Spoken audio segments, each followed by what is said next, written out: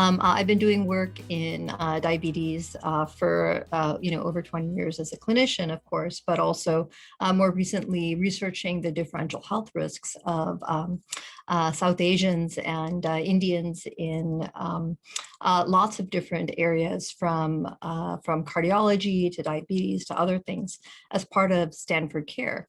I'm not going to spend too much time talking about Stanford Care, although I'd love to do that with you. But I want to kind of spend a little bit of time talking a little bit about diabetes.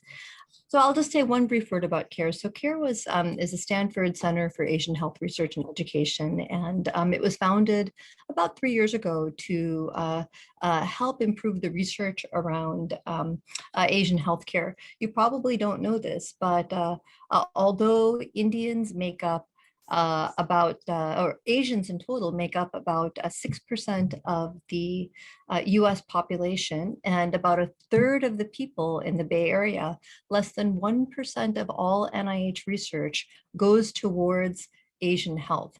And what this means is that the decisions that are being made about Asian healthcare are being made on data obtained predominantly from non-Hispanic white men, sometimes women, or other racial and ethnic groups. And so only now we're starting to really focus, in the past 10 years or maybe even 15 years, on the differential health risks of Asians.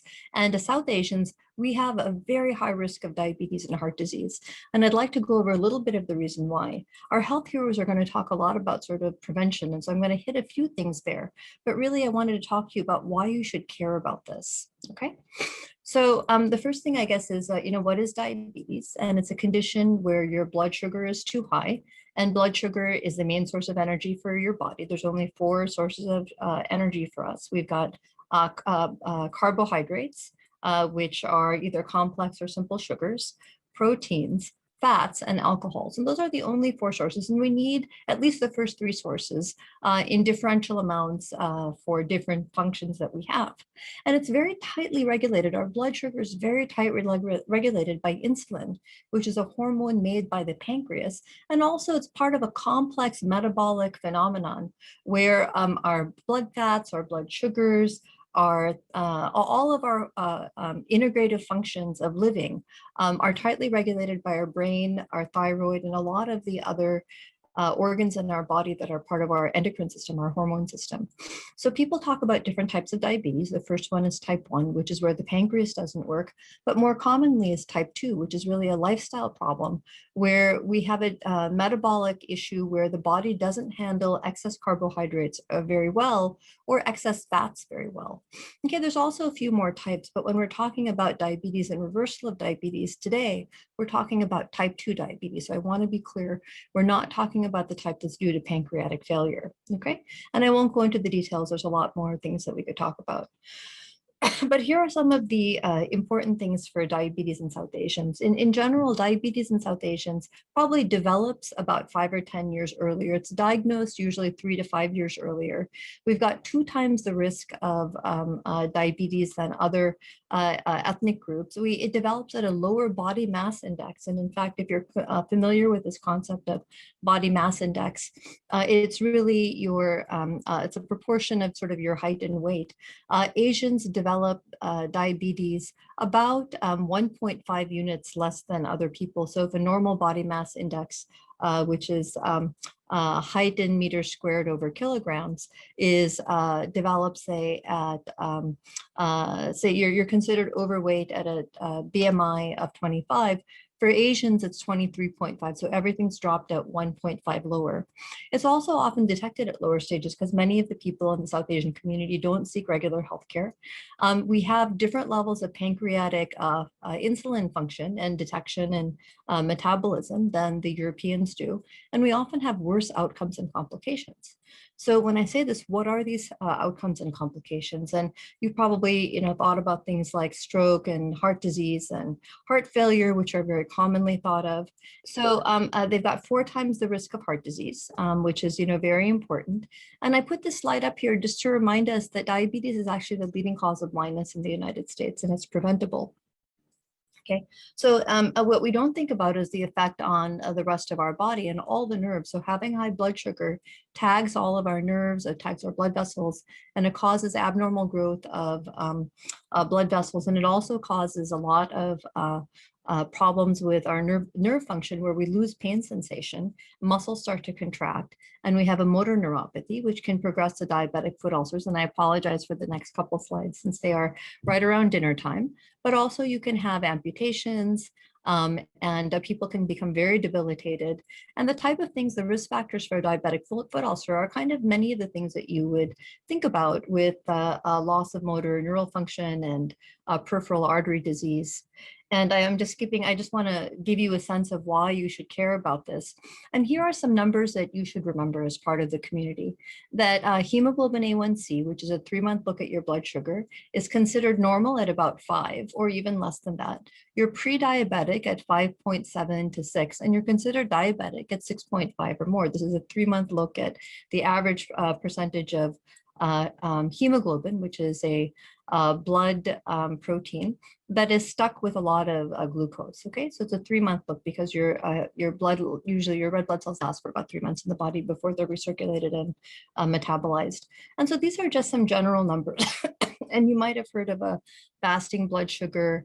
So it's normal when it's like 100 or less, and it's pre-diabetic when it's 100 to 125. And this is in the morning when you get up without eating anything. And then has a plasma, it's like you're diabetic at over 126. Okay. And so I'm going to really kind of go to this slide instead, which really shows that the Masala study, which has been ongoing now for a couple of years, showed that the incidence of type 2 diabetes in South Asians is about 23%, and it's higher than Caucasians, Chinese Americans, Latino, and Blacks. Okay, and this is in the United States. And it's very serious. So it's really affecting almost a quarter of us. And both of my parents have diabetes. So this is a topic that hits very close to home. And this is kind of another way of looking at the relative risk of diabetes using people who are non-Hispanic white as a control group. Our risk is 2 to 3 times higher, as you can see. Okay. So I'll kind of skip this one, but really and I'll send all these slides to everybody. But there's 2 different ways that we can really affect our development of diabetes. And the first one is through exercise and of building muscle and burning calories. And the second one is through diet. Okay, so diet and lifestyle are the 2 ways that we can modify all of these risks. And I know everyone always says, oh, eat healthier and exercise more. And that's very easy to say, but what do we mean by that? Okay, so Indians in general have a what's called relative sarcopenia, which means not a lot of muscle mass. And so for the same body weight, we would have a less muscle than at the same age than someone who is Hispanic or African American or Latin. Okay, and so this really leads to a problem because muscle burns fat or burns sugar independently without the need for insulin. So the more muscle you have, the lower your blood sugar is going to be overall. Okay, and even walking, doing any kind of whole body exercise is going to be helpful. And when people talk about diabetes, and an American doctor or someone who's not aware of what an Asian diet's like talks about an unhealthy American diet, they're thinking about pizza and burgers and chips and stuff. And the problem is that the unhealthy Indian diet is often our favorite snacks and our favorite foods. I mean, I love dosa, I love my my white rice, and I love my chapatis and my puris and all of my fried food. And I'm not a big sweet person, but gosh knows, most people love their jalebis and gulab jamun and all of these other things that are really, really not good from a diabetic standpoint, because they either have a lot of free sugars or very simple sugars. And the simple sugars are easily broken down to glucose, which is what causes your blood sugar to spike. So the more complex the carbohydrate that you eat, the longer it takes to break down, the longer it takes to become a simple sugar. And you don't have the spike of the blood sugar as it's absorbed into your body, which causes a lot of insulin release, which then eventually leads to some insulin resistance. Okay, so which of these people has diabetes? This is a question. I'd like you to stare at all of these different people. Okay, these are all happy-looking South Asians, right? So which of these people has them? Here's the thing you can't tell.